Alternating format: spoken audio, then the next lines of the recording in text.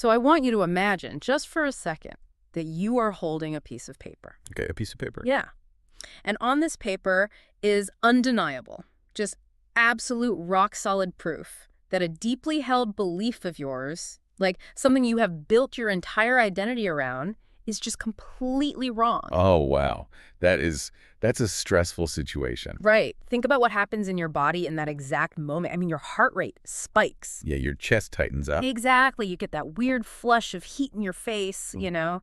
And the question is, why? Why does your brain react to a harmless piece of paper the exact same way it would react to, like, a predator stepping out from behind a tree? It's a visceral reaction. Yeah. It really is. It is. And welcome to the deep dive, by the way. Today, we are pulling from this fascinating stack of sources spanning evolutionary biology, predictive brain theory, and social psychology to answer that exact question. It is such a great topic. It super is. Our mission today is to unpack the primal mechanics of self-justification. We want to uncover why humans are basically wired to stubbornly stick to their beliefs, and how understanding this ancient survival mechanism can help you navigate all the biases and echo chambers of the modern world. And it really forces us to dismantle a very, very common misconception right out of the gate. Oh, absolutely. Because, we tend to view our inability to say, I was wrong, as this huge character defect. Right, like it's just arrogance. Exactly. Yeah. We see it as simple arrogance or just a really fragile ego desperately trying to protect itself. But the source material demands we reframe this entirely. So it's not a flaw. Not at all. Self-justification was never an evolutionary glitch. It wasn't a moral failing. It was actually a highly refined, fiercely adaptive survival strategy. Okay, let's really dig into that. Because, I mean, when I experience that mental friction, that cognitive dissonance where my beliefs and the actual facts are just violently clashing, it honestly just feels like an annoyance. Sure, it feels like a headache. Yeah. But the research suggests that for our ancestors, holding conflicting thoughts wasn't just like a philosophical headache. It was a literal physical threat to their existence. Yes. And to grasp the sheer magnitude of that threat, we really have to look at how the brain actually processes reality. Okay, how so? Well, we need to explore this concept of the predictive brain. So the human brain is not a passive camera. It's not just recording the world as it happens, frame by frame. Right. It's doing a lot more heavy lifting than that. Exactly. It is an incredibly active simulation engine. It's constantly projecting this hallucinated model of reality forward in time. Like predicting the future. Yeah, predicting what will happen in the next second, the next minute. And it does this primarily to save processing power. Oh, I get it. So rather than analyzing literally every single leaf on a tree every time the wind blows, the brain just predicts, okay, the wind will blow the leaves, and moves on to looking for actual danger. You nailed it. And as long as the external world matches the brain's internal simulation, everything is completely smooth. You don't even notice it. But what happens when it doesn't match? When reality contradicts the simulation, neuroscientists call that a prediction error. A prediction error. Okay. Right. And a prediction error requires the brain to halt its automated processes and manually evaluate the new data, which takes massive amounts of energy. I'm picturing like a chess grandmaster. Oh, that's a good analogy. Yeah, like they have the next 10 moves meticulously planned out in their head. Their internal model is totally set.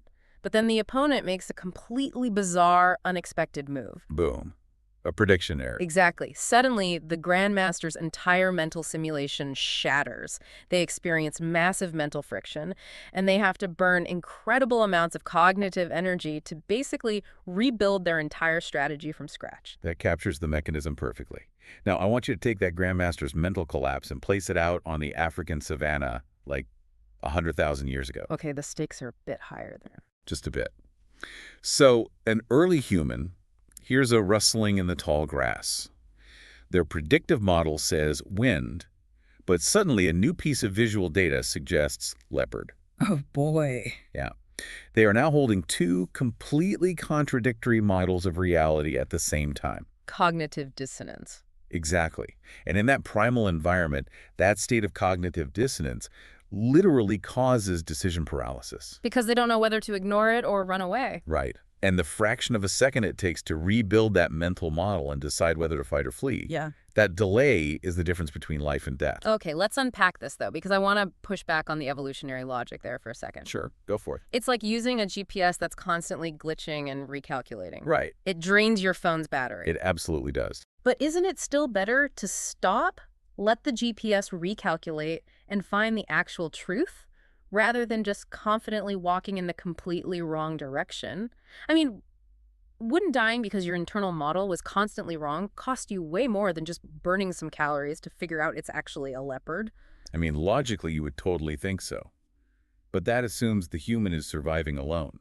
Oh, and they weren't. Exactly. A lone human in the Paleolithic era is essentially a dead human.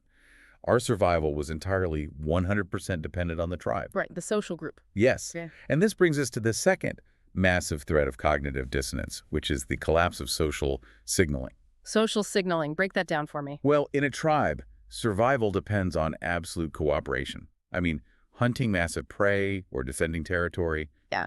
That requires predictable, reliable partners. Meaning, if I am constantly changing my mind or freezing up because I'm paralyzed by contradictory data, I am a huge liability to the hunting party. A massive liability. And what happens to liabilities in the wild? They get exiled. Ouch. Yeah, that makes sense. If your words and your actions do not align, like if you flip-flop or admit you misjudged the rustling grass and panic the whole tribe for no reason, you lose social trust. And if social trust collapses, you are cast out of the group, which means certain death. Exactly. So projecting an image of unshakable consistency wasn't about protecting a fragile ego at all. It's just a survival tactic. It was the ultimate signal to the tribe that you were a safe bet. It was literally a core metric of survival. Hold on, let me just make sure I am fully grasping the gravity of this.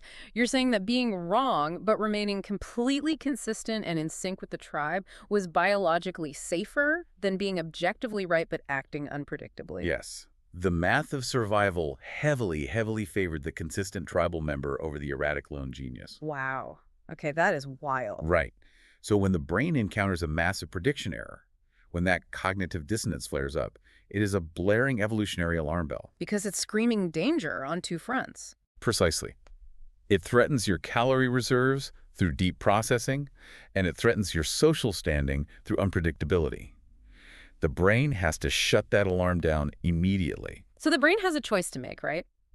If my actions and my beliefs are clashing, I can basically either modify my physical behavior to align with my belief, or you can modify your belief to justify your behavior. and based on what we're discussing about calorie preservation, I think I see exactly where this is going. I bet you do. The brain is the ultimate efficiency engine. It will always seek the path of least resistance. Naturally. And the source material outlines beautifully why the brain almost universally defaults to modifying the belief, which is literally the biological definition of self-justification. Because changing an actual physical behavior is calorically catastrophic. I mean, think about it. Oh, it's exhausting. Right. Think about someone trying to quit smoking or deciding they're going to wake up at 5 a.m. to run every single day. The sheer amount of willpower, physical effort, and time required to overhaul a daily action is enormous. It takes months, sometimes years. Exactly. But modifying a belief, just convincing yourself, you know what, my grandfather smoked every day and lived to be 90, or actually my body needs the extra sleep to repair itself so I shouldn't run. 0 calories. 0 calories. That requires absolutely nothing. It is a purely internal, microscopic shift in neural firing. It is the ultimate energy-saving hack. You resolve the life-threatening cognitive dissonance without lifting a single finger. Here's where it gets really interesting to me, though. We are biologically wired to be lazy. We really are. But, energy efficiency is only half the equation here. The other major factor is immediacy.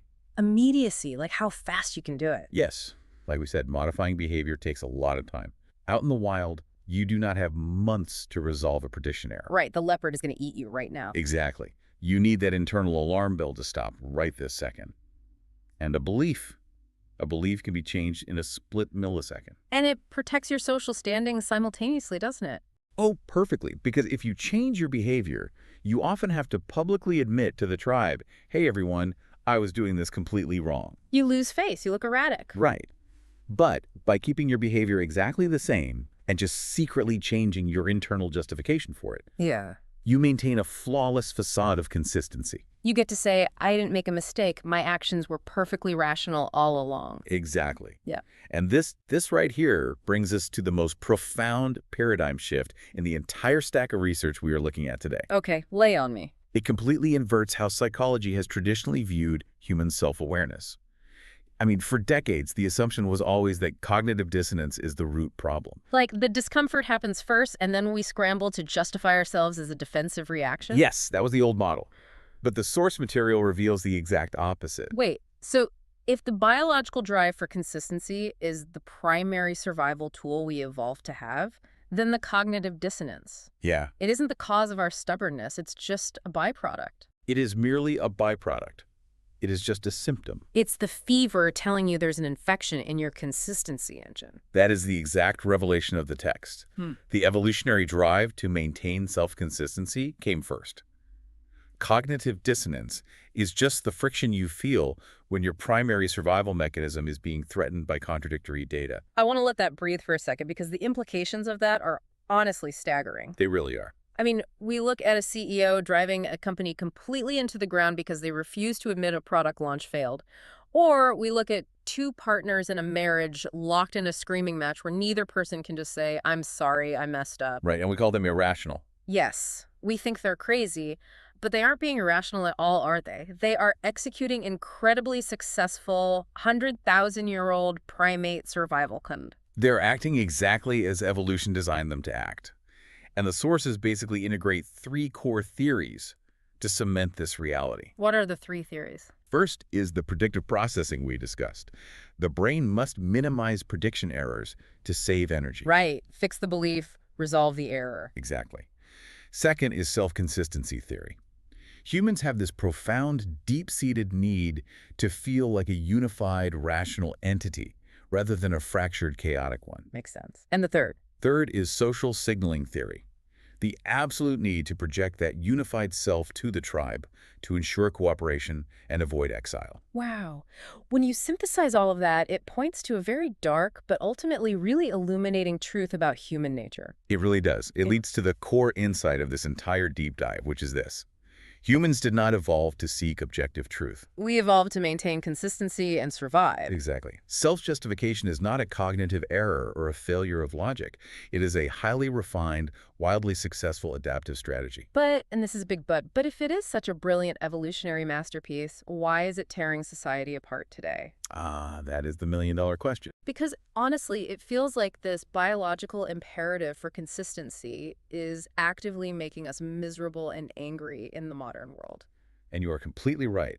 The answer lies in a concept that evolutionary biologists call an evolutionary mismatch. Evolutionary mismatch. Yes, there is a catastrophic disconnect between the ancestral environment where our brains developed and the hyper-complex modern environment we inhabit today. Sort of like how our bodies evolved to hoard calories because food was incredibly scarce, right? But now we live surrounded by fast food, and that exact same survival mechanism just causes heart disease. That is a brilliant comparison. The precise same dynamic is happening with our minds right now. How so? Well, in our ancestral environment, the feedback we received was immediate, it was tangible, and it was undeniable. Like if you eat a poisonous berry, your body violently rejects it within minutes. You don't need a complex philosophical framework to interpret that data. No, you really don't. The objective truth of the physical world asserts itself, and you either adapt to it or you die. But the world we navigate today is entirely abstract. I mean, we are dealing with global economic data, complex public health policies, sprawling geopolitical conflicts. Exactly. The feedback loops aren't measured in minutes anymore. They are measured in decades. And when the modern human brain is confronted with that kind of complex, highly ambiguous information, what happens? It completely defaults back to its oldest, most reliable software. Which is the Savannah survival mode. Yes. When you are presented with a dense economic study that contradicts your deeply held political ideology, your brain does not act like a scientist objectively evaluating peer-reviewed data. It acts like a hunter-gatherer terrified of being exiled from the group. Exactly. You experience that massive prediction error, the mental friction flares up, and the brain literally screams, change the belief, save the calories, signal loyalty to the tribe. That perfectly explains the modern bias and extreme polarization we see everywhere. It really does. And it is absolutely critical to note here that the research shows this mechanism operates universally, across the entire human spectrum. So nobody is immune to this. Nobody. Biology does not care about your political affiliation. Whether someone leans heavily left, heavily right, or firmly in the center, the physiological response to contradictory information is identical. That's fascinating. So it's literally just human hardware. Yes. When faced with complex data that threatens our worldview, we all experience extreme polarization. We willingly lock ourselves into demonstrable errors because our neurobiology is desperately prioritizing tribal loyalty over objective reality. We double down. We retreat into our ideological echo chambers on the internet because agreeing with our specific digital tribe feels physically safe. And breaking from the consensus to acknowledge a nuanced truth feels like social death. The exact mechanism that kept us alive on the physical savannah now basically keeps us imprisoned in digital bubbles. That is exactly what is happening. So, okay, where does that leave you, the listener? I mean, are we just passengers in a biological vehicle that is programmed to be stubborn cavemen arguing on the internet?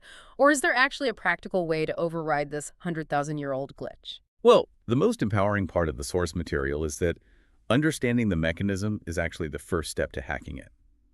We are not doomed to be victims of our own biology. Okay, good. That's a relief. Now that we know our brains are just these predictive engines desperately trying to save energy and avoid social exile, we can fundamentally change our relationship with cognitive dissonance. How do we actually do that in the moment, though? Like, when I'm in a heated debate and someone drops a devastating fact that completely ruins my argument and I get that flush of heat in my face, what is the practical step? You have to cognitively reframe that flush of heat. Reframe it how? When you feel that uncomfortable sting of cognitive dissonance, that defensive visceral reaction, you must recognize it for what it truly is, an evolutionary false alarm. A false alarm. Yes, you have to consciously remind yourself that you are not on the savannah anymore. You are not going to be eaten by a predator, and you are not going to be physically exiled to starve in the wilderness just because you lost an argument. Right. It's just my brain like trying to take the lazy zero-calorie shortcut. It's whispering, justify this, twist the facts, so we don't have to do the heavy lifting of changing our mental model. Exactly. And by identifying self-justification as a cheap biological shortcut, you strip it of its power over you. Oh, I like that. Yeah. You can then make the conscious choice to just endure the discomfort. You can sit with the prediction error. Endure the discomfort. It is literally exactly like physical exercise. It really is. When your muscles burn during a workout, you don't panic and think you're dying, right? You know that the friction is the exact mechanism of growth. That is a beautiful way to put it. We have to train our minds to view the pain of being wrong as the feeling of growing smarter. I love that. So you just endure the temporary chaos in your internal model? You allow the simulation to shatter. Yeah. And then, rather than falling back on tribal self-justification, you actively evaluate the complex modern information. You ask yourself the really hard questions. Right. You ask yourself, am I rejecting this evidence because it is factually incorrect? Or am I rejecting it because accepting it would require burning cognitive calories and admitting a flaw? And it takes immense conscious effort to override our default programming like that. It takes a lot of effort, yes. But it is possible. Okay, let's pull all these threads together for everyone listening. We started today by asking why it is so agonizingly difficult for us, maybe even for you, to simply look at the facts and say, I was wrong. Right. And what the research reveals is that our stubbornness isn't a personality defect. It's not an ego trip. It is a brilliant, energy-saving survival tool designed to keep our internal models predictable and to ensure our social standing in the tribe remained completely untouchable. But running that Paleolithic software in a world of abstract modern ideologies leads to systemic bias, fierce polarization, and just a tragic refusal to adapt to complex truths. So here is the takeaway for you. The next time you find yourself in an argument or reading an article and you catch your brain doing Olympic-level mental gymnastics to prove you were right all along, just take a breath. Just pause. Yeah. Recognize that it is just your inner hunter-gatherer trying to conserve calories and stay safe in the tribe.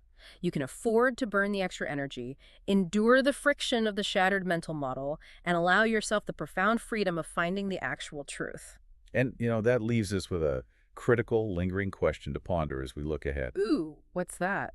Well, if human neurobiology evolved to prioritize consistent narratives over objective truth for the sake of survival, what happens to our species as we integrate into a future dominated by artificial intelligence? Oh, wow. That is a chilling thought. Think about it. In a rapidly approaching reality where objective truth is increasingly obscured by hyper-realistic deepfakes and algorithmic echo chambers, AI will be perfectly capable of feeding us totally consistent, personalized realities that never challenge our beliefs. It'll just feed the consistency engine constantly. Exactly.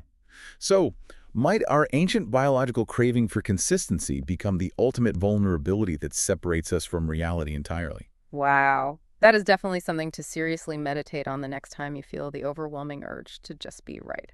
Thanks for joining us on this deep dive.